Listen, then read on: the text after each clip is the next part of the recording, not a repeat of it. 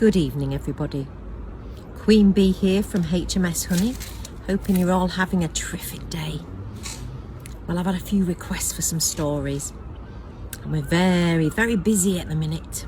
So I've bought a story to read you all. It's very appropriate. It's called Betsy Buglove Saves the Bees, and it is written by Catherine Jacobs and Lucy Fleming, and it's published by Scholastic Books. I haven't even read it myself, so this is going to be our first reading together. Right, are you ready? In a big bustling town lived a girl who loved bugs.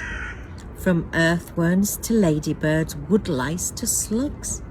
While spiders or ants might make some screaming fright, to her creepy crawlies was such a delight. Her name, Betsy Buglove. It suits her, it's true. If you were an insect, then she'd love you too. And look, we've got a picture of Betsy. Can you see? There she is, in a garden. That's a nice big garden for a bustling town, isn't it? If ever an insect fell into some trouble, kind Betsy would be there to help on the double. A butterfly trapped in a web very sticky. A tangled up centipede, that one was tricky. A slug had been caught in the sun in a hurry. With Betsy's sharp eyes, no bug needs to worry. There she is, look, rescuing the slug with an umbrella. Freeing that little butterfly from a spider's web. All right. Then on Betsy's 6th birthday, her life was to change. Her gran sent a gift with a note that seemed strange. So Betsy unwrapped it right there on the grass. Inside it, a magic magnifying glass. She peered through the glass as some ants marched on by. Climb over that rock, lads, she heard their chief cry. A wasp whizzed along. Hey, get out of my way. Slow down, called a snail. It's a beautiful day. Where am I? I'm lost, buzzed a bumbling fly. This way, said a spider with a glint in its eye. I'm off to find veg, said a young caterpillar. My stomach is rumbling and I need to fill her. So look, the magnifying glass is enabling her to hear everything the little insects are saying. Let's have a look.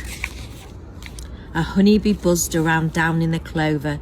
Hello, Betsy called as she wandered on over.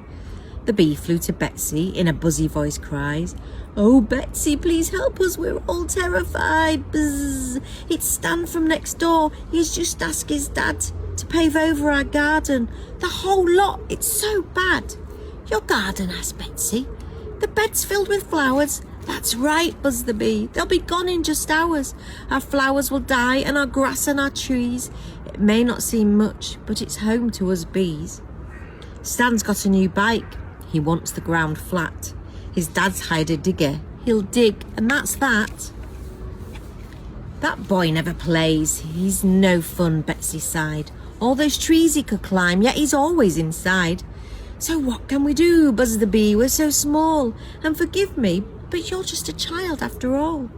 Don't stress, Betsy said. It's not too late yet, is it? Come on, bee. Let's go and pay Stan a quick visit. There she is, she's peering over. There's Stan, digger ready. She knocked at Stan's door and she said, Listen, please. You can't pave the garden, it's home to the bees.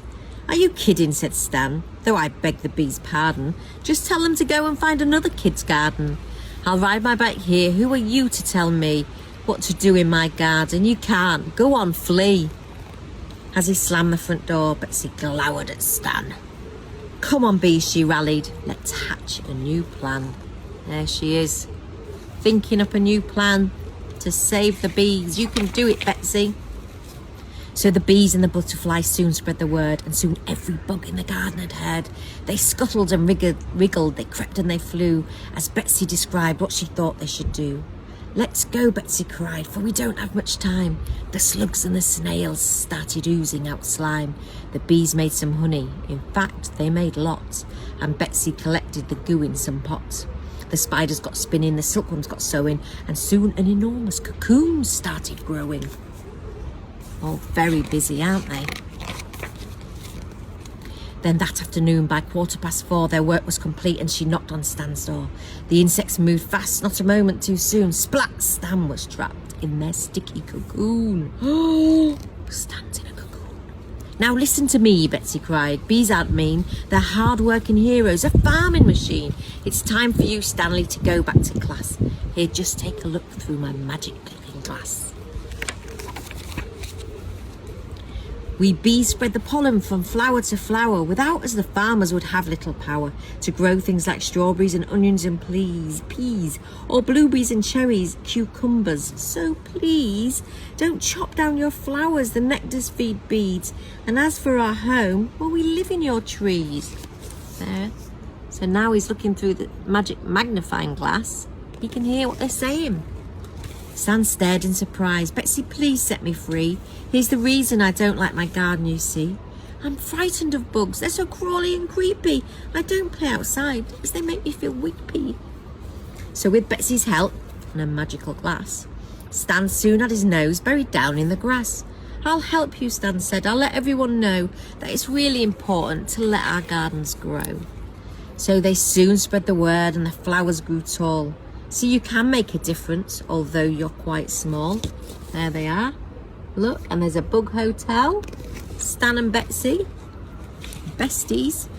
Oh, look, I've just bought this book and it's ripped. Never mind. And that is the end. So even though you're small, you can make a difference. Just remember that. And think about the bugs and the bees and grow flowers and plants and trees. Okay, everybody, have a really good night. Bye bye. Queen Bee signing out.